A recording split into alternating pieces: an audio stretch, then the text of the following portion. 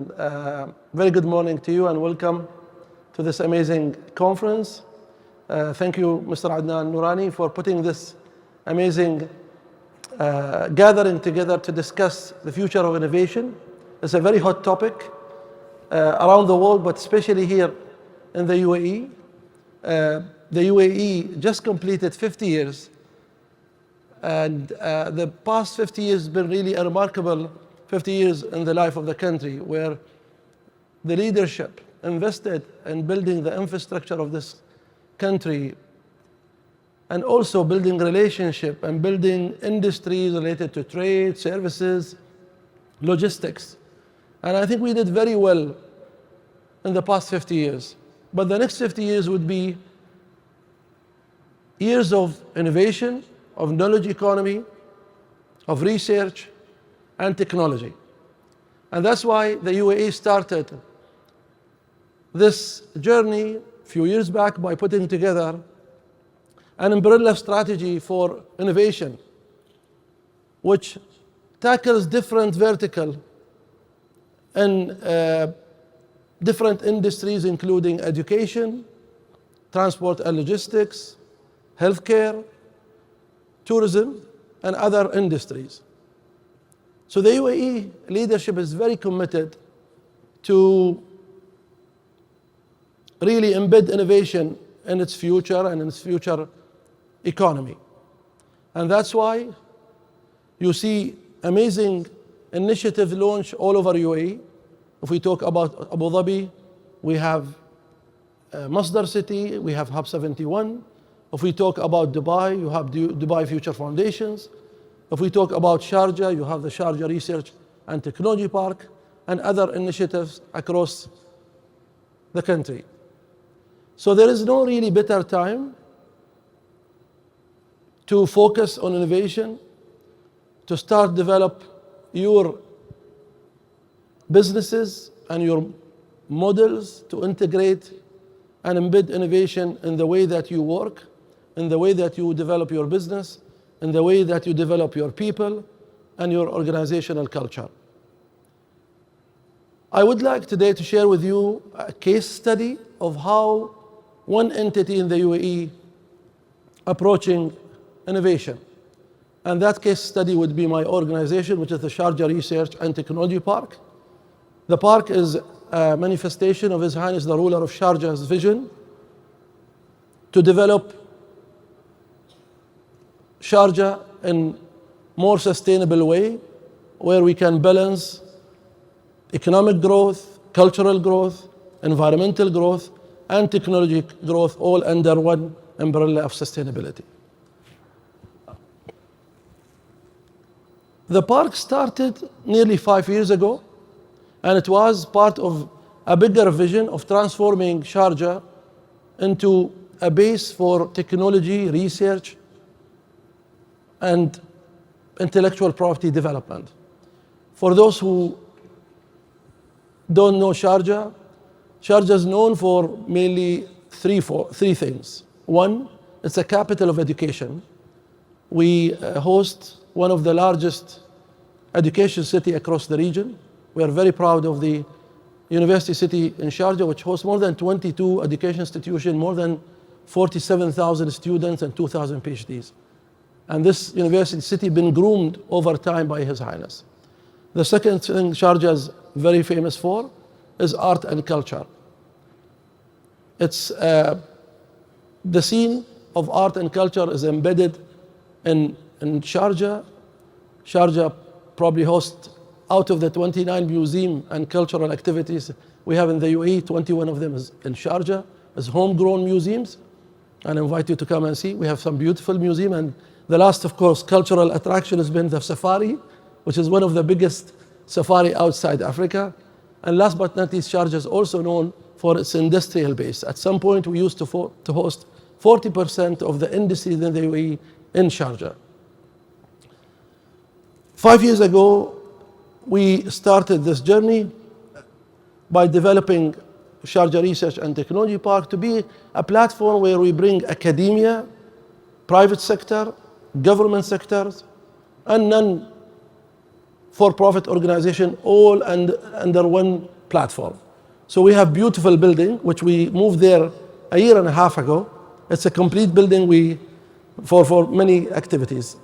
It has a state-of-the-art facility to allow entrepreneurs, innovators, scientists to really co-create and co-invent and create the right environment for a startup to flourish, for companies, small and medium, to scale up and grow. The structure of the park has 3 levels. In basic format, we are a free zone dedicated for technology. You go 1 level up, we are a technology park, and this is what differentiates us from any other free zones you have in the country. We have our own labs, we have our own technology commercializations outfit. We are owned by the American University of Sharjah, so we have connection to faculties and universities labs and students. So this allows us really to boost the whole technology and entrepreneurship focus objectives. And the 3rd level is really we are an R&D institution. We are still not yet there, but we will get one day there. We aspire ourselves to become the Fraunhofer of the Middle East, or for those who come from Finland, VTT of the Middle East. It depends where you sit. But that's where we are going. And today we depend a lot on our universities across the UAE and the region, on our work with science institutions, R&D institutions around the world, to bring technologies here and try to commercialize them, and to engage also students and faculty in these cutting-edge technology, and you will see some example of these technologies. We have, as I said, an amazing ecosystem that allow people to interact and work and engage with each other. Part of our also work is really to change the mindset of people. This is very important in our part of the world because we are used to traditional form of doing business, real estate, trading, services. But what we are trying to talk here about the future of innovation require a different set of skills and a different set of mindset. And this mindset require a lot of focus, a lot of discipline. It requires you to get your hand dirty and it requires you to be patient. And that's why we created the Sharjah Open Innovation Lab. Part of this building, we have 3 floors, all equipped with all kinds of labs, from laser labs to CNC machines to 3D printing to electronics and others. And we realized that for entrepreneurs and for smaller companies, they cannot afford to buy these machines. So we made them available for companies. So if you are a company who wants to venture into 3D technology, you don't necessarily have to invest in your lab and your equipment. Those equipments are available and the expertise are available. You just come and work with this until you stand on your feet, and hopefully you grow your businesses. And this is applied to other technologies as well. This is some of the pictures of our labs. We are very proud that over a very short time we developed our park to become one of the biggest probably in the region when it comes to 3D printing. This is our metal 3D printing, additive manufacturing. The UAE, for those who don't know, the UAE is embarking on a big initiative. They call it the 300 billion initiative to promote advanced industries. And for us, I think we are sitting in the heart of this advanced industries. Under the umbrella of the park, we have metal 3D printing, and we work with global companies like GE and others. We have concrete 3D printing. We printed villas using 3D technologies, and also titanium and plastic as well. And this subject of 3D printing and additive manufacturing is something that we are pushing very hard. And we do this not by just bringing companies or equipment. Developing people sits at the heart of developing these technologies. And I'm very proud to have people who are managing this park are all young graduates from universities that we took them, we trained them, and now they are managing this and they are doing amazing. I'm actually very impressed with the work that they are doing, that they are actually engaging with more and more companies and bringing more businesses and more opportunities to the park. And I think that's very, amazing story to share, that really we have very young talents in this region that we really can empower and can activate to really be part of this growth. In the park, we focus on 6 main areas. So we have 6 vertical: transport and logistics, digitization, energy technology, production design and architecture, and environmental technologies. And you will see some of the examples now of the work that we've been doing. So when it comes to transport and logistics, we are very proud to have probably one of the largest transport and logistics innovation center in the world. This is a next generation train technology that goes over 3 kilometers of testing grounds, and we're testing different type of technologies. As you can see, we have passenger technologies, we have cargos technologies. At the moment, so this was finished a couple of years ago. At the moment, we are working on a 3-kilometer track for cargo and passenger, and I can't wait for that to finish. I think it will finish within hopefully a couple of months, but the park by then will look like a Disneyland for people to come and see. When it comes to production design and architecture, I spoke about the 3D part, but this is another thing. This is the 3D house that we printed. We plan to become one of the largest 3D construction company in the Middle East, if not the world. That's the aim we have. And the way that we work and the way that we think is really to bring these technologies, grow them into companies, into enterprises, non-traditional businesses. So that's something that we are very proud of, and this addresses the production design and architecture. This is also a very interesting story, because when we put this project together, we engaged the American University of Sharjah faculty and students. Actually, again, this project is managed by a student that we hired, and now he is running this company. And by the way, other than our building,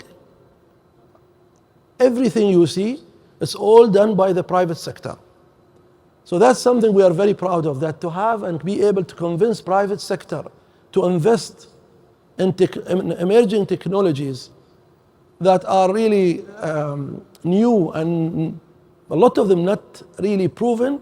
I think that's very remarkable, and that also tells us something about our private sector community here in the UAE. A third example, which hopefully will be done in a year and a half, this is our water R&D technology. It's actually a water treatment facility, but the green area will be an R&D facility for companies, students, academia, to come and do their R&D on water. Water is a big topic in this part of the world, and there's a lot to be done. So this will be, again, a co-creation platform for water technology. When it comes to digitization, we are also very proud to have center that offers today virtual reality technologies, augmented reality, metaverses. And we started to have these companies also implementing projects not only in the UAE but outside UAE as well. Solar technology and energy in general also a key topic for us. We have a small photovoltaic R&D center. At the moment, we are working on things related to hydrogen as well, and other renewable energies. And last but not least, technologies related to environment. We have an R&D center that work on food, things like hydroponics, aquaponics technologies. And these are all, again, projects that has been we work hand in hand with private sector, with academia, and with the government. So I'll share with you some of the examples for our partnership with universities. For example, with the American University of Sharjah, at the moment we are working on 5 projects related to commercialization of technologies. One of them around conductive concrete. This is a special type of concrete that prevents any electrowave attack into your critical facilities, whether you have a fighter jets or you have a data center you want to protect, or you have MRI machine in your hospital. This is a special type of concrete that prevents any attack, cyber attack or electrowave attack in your facility. So hopefully in a couple of months we are building the first prototype of this project at the park. The second project has to do with film to second laser project. This is also something that we are working, trying to focus on 3D, especially additive and metal 3D printing. We also have a project on hydrogen, mainly cell efficiencies, that we are working with the university, high voltage insulation, and material science. Why I'm showing this? We have really a lot of resources available in the universities, whether we're talking about labs. Some of these labs, for example, the material science lab, I know for a fact, probably there exist only 2 of them around the world. So these are really cutting edge technologies available for private sector to use and leverage.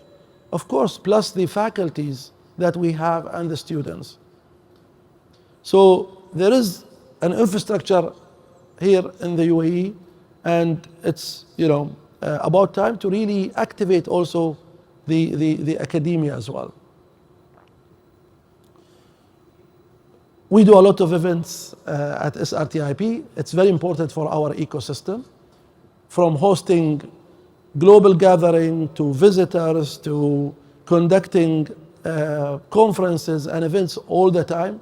This is very important for us to connect people. Our platform is a place where people can be connected. This country is an amazing country with a lot of events. We really enjoyed Expo 2020. I had almost 20 ministers from all over the world visiting, all science ministers from Brazil, Argentina, Ireland, Africa, everywhere.